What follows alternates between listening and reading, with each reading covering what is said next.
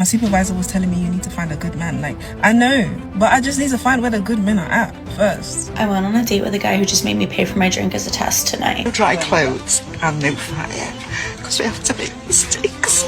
Don't think about it. And unlike women who are quite literally begging to be left the fuck alone, men cannot handle it. I'm starting to actually have a little bit more remorse for men out there. I feel like it's a huge trend now that men ain't shit and this whole... And unlike women who are quite literally begging to be left the fuck alone, men cannot handle it. They're throwing a little bit of a hissy fit. We're at the point in life where guys would rather fumble you and miss the opportunity to say hello to you, say anything to you, approach you. They will get their phone. I just not the beautifulest girl on the subway today. We're giving each other eyes. What the fuck does that mean? You're giving each other eyes. Bitch, make a goddamn move. I don't feel sorry for any of these guys. I really don't. Because in 2026, these men are bitches for real. Yeah, so these women have no idea what they're talking about. There is no men out there throwing a hissy fit because they cannot be alone. That's just made up. Makes no sense. This second woman says that it's easy, just make a move. And the thing is with these kinds of women is the fact that they're able to say these things because they're in a position where they don't have to take any kinds of risk when it comes to approaching a woman or trying to get their number. So from their point of view, it's very easy to say, just approach or he's fumbling. But these men out here are not fumbling anything because they already know what they're getting. Like, I'm not saying that men should never approach women. I'm just saying that these guys today that are not approaching women already know that when they try to go and do that, they understand the risk that comes with approaching a modern woman today. And let's not forget about entitlement. The women have no choice but to swim to the shore in the clothes they're wearing. No dry clothes and no fire, because we have to make mistakes. Don't think about it. Just one by one. It's gonna take. We'll just cuddle each other tonight. Yeah. With light running out fast, the women are no closer to finding a beach to set up camp.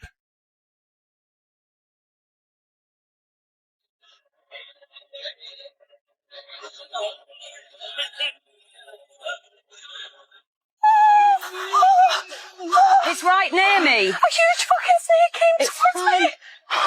I think what you... Oh my god, there's a caiman. Though potentially deadly to humans, a crocodile of this size could provide tens of thousands of calories for the women who have barely eaten in days. The women decide to walk away from this potentially life-saving feast. Are you stupid? I am not a feminist. I do not think men and women are equal. I truly believe in my heart that women are better than men in every single way, and that men need women more than we would ever need a man. I think it's high time that a lot of these very sexist women with these particular types of mentalities in which they are under the mistaken idea that they are superior to men go about proving it.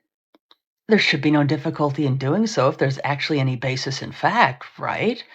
So I think the simplest thing would be to go move off somewhere all by yourselves, all of you that share the same sexist opinion. And yes, contrary to the uneducated opinions of some, women in fact can be sexist to men. Because let's be very clear, thinking that one gender is actually superior to the other is in fact a sexist mentality. But let me ask you this. When all of you women live somewhere together by yourselves without any men, what exactly are you going to complain about? Because it seems that most of you have nothing better to do than to complain about men. With these so-called feminists, they don't even realize what they're saying. She claims to be a feminist, but at the same time, she believes that women are superior to men. But really, this is just a contradiction to their own belief, and they fail to realize it because their hatred for men is so strong that it blinds them to reality. What I've noticed is that a lot of these women who get online and make these male-hating videos, they always try to hide under the umbrella of feminism. They use feminism like a shield, so when they say something hateful about men, to them it's not sexism, right? To them it's more like empowerment. And when they generalize men, all men, it's not prejudice, it's just women speaking their truth. That's how they mask this whole thing. I just found out if a guy comes up and approaches and talks to you out of the blue and then nothing comes of it and he just leaves, that's his way of shooting a shot. Because men get in their head, they get nervous, and then they don't actually want to go for it because they're afraid of the rejection. So what they'll do is they'll come up, talk to you, chat with you, because a guy will not come up and chat with you out of the blue if he's not interested in you in some way. He's not going to do that. He just won't. Initially came up to talk to you because you're really pretty, and he just wasn't bold enough to ask you. But the man that I want to be with will be bold enough to ask. I want a confident man. You know? Shoot your shot. If you're already talking to me, shoot it. My supervisor was telling me you need to find a good man. Like, I know. But I just need to find where the good men are at first. Because it's scary out here, you know. Have you not been seeing the divorce rates? People are killing people. Partners are killing people. You know? Whenever someone gets murdered, the first person they look at is their partner. Like, it's scary out here. Scary. I mean, I do understand what you're saying, though.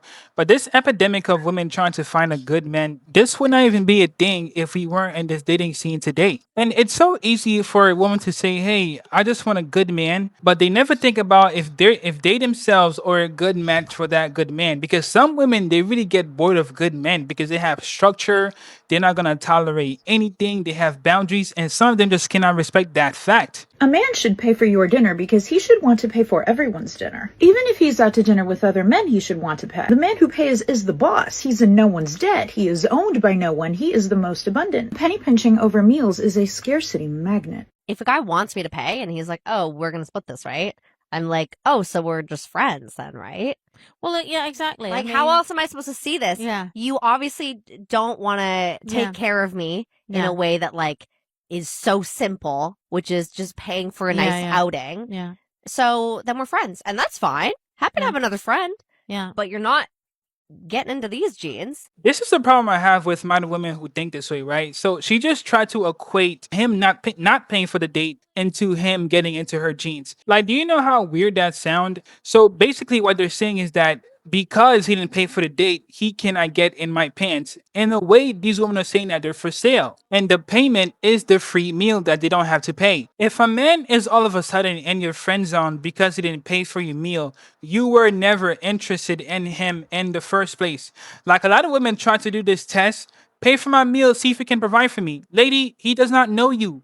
This is the first date. He's trying to get to know you, and you have already shown your true colors. So why would he keep pursuing you when you're trying to use that as a way to see if he can provide for you when you guys haven't even built a connection in the first place? I went on a date with a guy who just made me pay for my drink as a test tonight. When we got to the bar, I immediately sat down and he said, I'm going to use the bathroom really quick. Server comes up and she's like, what would you like to drink? I gave her my drink order.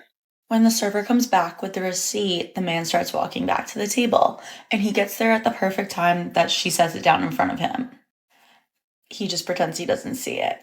At this point, I'm kind of like, what's going on here? And this man is trying really hard to pretend like he doesn't see it. Like, I just realized he's not going to pay the bill. Which, like, normally I wouldn't care, but he invited me on this date. So I pulled out my credit card, I paid for my drink, and the man literally didn't even bat an eye. So I sat there and I finished my drink, and then I said, I'm going to go to the bathroom. Little Irish goodbye and sent a text after saying, we're not a match.